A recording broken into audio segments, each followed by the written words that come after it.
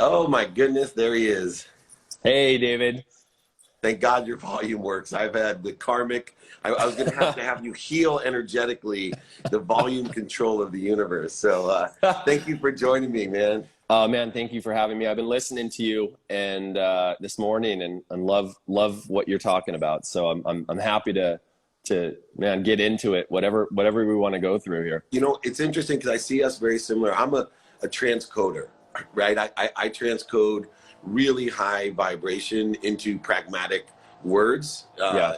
and money, a lower vibrating currency, an object of energy that puts into the flow. You deal with subatomic, literally, metaphysical things that if you haven't checked out Dr. John, you've got to check him out. I saw the Goop episode, the Goop Lab episode. Yeah. He works with everyone clearing really your energy fields. And it's an amazing process. Just for my sake and everyone else, can you describe, because I've watched it, how you translate or transcribe or transform what you do into a lower vibrating description so everybody understands what you're actually doing? Well, when you really understand that once you really get it, and I know from listening to you, you really get it, that everything, the entire universe is really a nexus. It's like our lives and our bodies are a nexus of energy, consciousness, and matter, right? The densest part of the equation is matter, which is really just 4.5% of the entire universe, right? The rest of it is all these forms of energy, dark matter. So basically the entire universe is made up of energy. Our body's made up of energy. At the subatomic level, it's all energy. And our consciousness is interacting with that energy and manifesting physical reality. So once you get that, then it's just what are the forms that you're going to manifest in, and then you start to understand that, wow, my energy state will actually organize or shape reality, and I have to just watch those two things: what's happening with my energy and what's happening with my consciousness. That's where I start, and we can get into the more specifics of it. But how can people start themselves, though? I started through really basic meditation, and I was so hyper controlled. I was so far in my own way, but I was so determined for one reason. I'll tell you how someone got me started in meditation, understanding theta healing, theta meditation, quantum healing. I went to India, but it all started because I met this doctor who put it into pragmatic terms. She told me I could elevate my awareness through this process of vibration and energy. And I didn't care until she said, David, what if I could raise your awareness about when to buy or sell? So she hit me at my core of what I cared about at the time. So I was like, you know what? I would rather spend 20 minutes a day figuring out when to buy or sell than anything else. This is worth it. And I struggled for years, like literally years, trying to understand what was going on. I've been on this journey for 13 years, studying people like you. We share a lot of the same friends and mentors as well. But what advice would you give to someone that's at that point where they're sitting there, maybe, they got headspace or something, and they're trying to figure out this quantum field that they live in? Well, that's a great question, David. And I mean, the key that I've found to the starting point is something I've come to call the paradox of change. And that's, you cannot change something that you cannot accept or be with in the first place. So you're trying to get to this place that's this better place. And, you're running from a place of disconnection to try to fill this void that's unfillable. You're trying to get to this place that is going to feel better. And that is suffering. And when you just recognize where you are, feel where you are, and finally allow where you really are to be experienced and expressed, whether that's through the sound and moving it through your body, when, rather than saying, I got to focus on gratitude, I got to find, just the positivity in this moment. Maybe right now you feel like everything sucks. You're afraid, nothing works. Like, how's it all everything's falling apart. How am I going to make it through? I don't have enough. And you feel that, and you feel, where do I feel that in my body? Is it in my heart? Do I feel it in my throat? Do I feel it in my gut? Put your hands on that part of your body. Take a breath there. Feel it and just associate with it, and you might even make the sound like, oh God, I can't do this. You let yourself actually be in the experience and have the experience expressed through you. And what happens in this, a magical thing happens when you're really with something, it actually transforms and changes. Not only it, but you change, because you're not trying to be somewhere else. You're fully associating with where you are. Achievers think they're going to get stuck there because as achievers, we're like, no, like I don't suffer. I don't feel sad. I just get it done. I suck it up and I make it through, I make it happen. When we're trying to get to this experience that we want to have versus just being with where we are, there's no power, there's no energy in it. By just tapping into the place that sucks. So if right now you're freaking out because your business is completely shut down, maybe you have a job that you can't go into right now. There's uncertainty in the economy. What's going to happen? There's all this uncertainty. And people feel anxiety and they feel tension build up in their bodies. The body's going into fight or flight. We're already in this collective field of like fight or flight intensity right now. So instead of trying to just focus on the positivity first and go right to it, you go, oh God, it feels like I can't do this. I feel like I'm not enough. There's not enough. I'm running out. I can't make it. It's all falling apart. You let that energy express. And what happens is it brings you to the moment. And suddenly there's power. There's power in the moment, right? I know you know this quite well. There's power when you're with what is in the moment, not in the concept of what you want that's disconnected from where you really are. So that's a starting point, is just allow yourself to be, and not just be conceptually, but you go into it and you go, oh, F, this, I can't. But you go, oh, no. You got to think positive, man. You got to just, get it together and just like, you know what, suck it up. Take massive action right now. Yeah, take massive action, but first feel where you are and allow yourself to be there for a moment. And what happens is energy's liberated when you're present with what is without a desire to make it something else for a moment.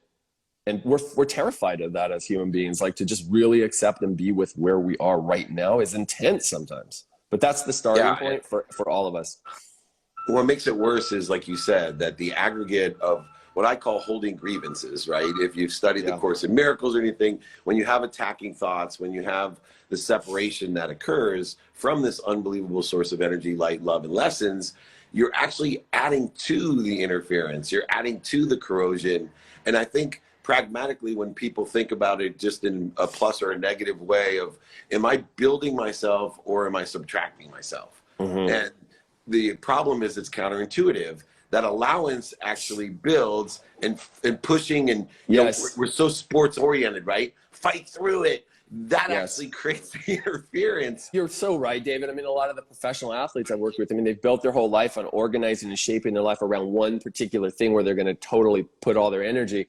And so a lot of times what happens is, like, they learn, like we are inspired by the possibilities that humans can perform in certain ways by athletes, but there are also the challenges of like pushing through constantly and not really connecting. And then what happens when you stop playing, or when you can't play and you can't express yourself in that one area? If you haven't done the work in the other areas, you're going to be screwed, right? You're going to be suffering hard. So everything is shaped by our energy levels. Everything's shaped by our consciousness. So if we can't be with the experience right now and really own where we are, who's going to do that for us, right? I mean, like, we have to be in the moment, and that's where all the power is. And then you go, you know what? Screw this, man. I'm making this happen, right? You feel it first, and then you use that as leverage to make a change. And that's usually what it takes. I mean, sometimes we get inspired, we get connected to these higher states of energy, we get expanded, and all of a sudden, boom, everything changes in our reality and we take action. But usually for people, it's like we finally associate and feel the pain and intensity, and it gives us the leverage to be like, you know what, no more, and we go forward. So there's different ways there's like Tony Robbins, who have had the blessing to work with for 15 years now. He's like, there's away from and towards, and most people actually get inspired by the massive pain and finally move forward. But it is possible to go to a higher place and get inspired by the expansiveness and the possibilities, which is, I hear you talking about a lot, and it's a beautiful thing. And right now, man, it sucks for a lot of people right now. It's super intense. So then we have to go, okay, like, what is this about? We got to go to the higher. And we got to feel and trust in the divine guidance here and know that there's something that's unfolding in our lives and on the planet right now, that we're here for a reason right now. So let's take advantage of the fact that, hey, there's possibilities coming that we couldn't have thought of. There's going to be business opportunities. There's going to be whole new systems that are going to be coming out of this. I know I've been working on the digital side. I'm sure everyone is. It's like, how can we, give people more value digitally, right? So, yeah, there's going to be a lot of gifts that come out of this. Last question. I believe in two different vibrations, two currencies, two fields that we live in. One, the lower one, where money's the currency, right? I truly believe the objective energy that we put into the flow to get what we want at the lower vibration is money. That's why so many people are disruptive right now that are in this state of negativity. But there's also the higher realm where faith, faith is the currency to me. You talked about that divine inspiration. So faith is my other currency. And to reconcile it, I blend the two. Sometimes decisions are made completely out of faith. My favorite thing to allow people to understand this craziness, I know that faith is the better way to go, but I'm too afraid to make all of my decisions of faith because time is compressed. And I'm like, I don't want to wait for faith to show me this is the better decision. So I'm going to make the money decision right now. And I know in my head, I'm like, this is stupid, dude. You're making the lower vibrating choice. And every time I make a faithful decision, and I don't know how much time it's going to take, which scares me. Like it could be 2, 3, it could be 10 years later. I'm like, oh my God, that was the best decision of my life. And I remind myself of that, but I'm too chicken. How can you help people reconcile that blend, even if you believe it to be true or not? But how would you reconcile the blend from the pragmatic to the ethereal? Well, another great question, David. In my experience in working with people, and I had a practice where I worked with people for decades, just people from all walks of life. I see hundreds of people a week. And then I started working more with entertainers and athletes, thought leaders, et cetera. And I started kind of expanding into people that are super, super high performers. And I still work with, anyone and ever. I've worked with people literally on the street, just like seeing someone in need and just going, hey, and like stopping and working with them. And we'd be on vacations and places and I'd be like working on people and stuff. And my wife would just be like, it's just amazing. Like how, but it's like there's, you can be soaring above the mountaintops like a hawk over everything, seeing the vision of all the possibilities. And you can be in the sunlight, and you can be like wriggling down in the dirt and mud on your belly, just going through the gunk and the shit. And you're really, it's all one. And so there's like, it's just a different experience of what is, of what's possible. So when I know and remember, and what I've seen over and over and over in my practice and working with people is that you can shift in an instant from the experience of being on your belly in the dirt, just in crap, and then expanding. It's kind of like when you take off at LAX or wherever you are, you're taking off in a plane and you go out through that Santa Monica cloud cover and suddenly it's sunny. You were like, this is gray and crappy. And all of a sudden the sun is shining because you pop through that layer. And it's like, that's always there. It's always available. Trust is always available. Faith is always available. Possibility is always available. It's just, we're clouded temporarily by the mind and the emotions and the density and the heaviness of being in this 3D reality. And sometimes, and I think I heard you say something about it. I think it was maybe this morning or maybe in one of your clips. It was that we're just clearing away the kind of the debris from what already is and allowing what already is, which is pure love, pure grace, pure trust, pure possibility. And we are held and we are guided, and it's just, we forget. And it's just about remembering what are the practices that help us remember what already is. And that's meditation through taking care of our body. That's clearing away any of that, like looking at our beliefs and looking at like how we structured our life around conditioning, unhooking our conditioning. This is the inner work that we all have to do to remember what our true nature truly is. And that's something I'd be happy to come on a Zoom with you and do some actual practice around this with people. Yeah. And I'm grateful to be on here with you today. So thanks so much for having me, David. Absolutely. Thank you for joining me. We'll set up that Zoom because I want everyone to experience the exercise. And you helping people on the street are like those famous artists that, sit in the park and sometimes sell their art for like $5. That's incredible. And I appreciate your generosity with your time and with your energy. So keep in touch, Dr. Dunn. Where can everybody reach you real quick? You can actually go, it's Dr. John Amaral on Instagram, but you can also go to johnamaral.com, and I'm launching this, my next free 7-day like fight or flight to flow challenge on Monday. So if people want to get some amazing processes and tools and stuff, they can come and just sign up. There's a link in my bio on Instagram and also on my website. So that's going to be a 7-day process where people can just each day an exercise that's going to take them out of that stressed out state that people are in and just open you up to connecting to the higher possibilities. Well, my niece, Jacqueline Burnett, who's living with me right now. Love Jacqueline. Say hi. Hi, Jacqueline.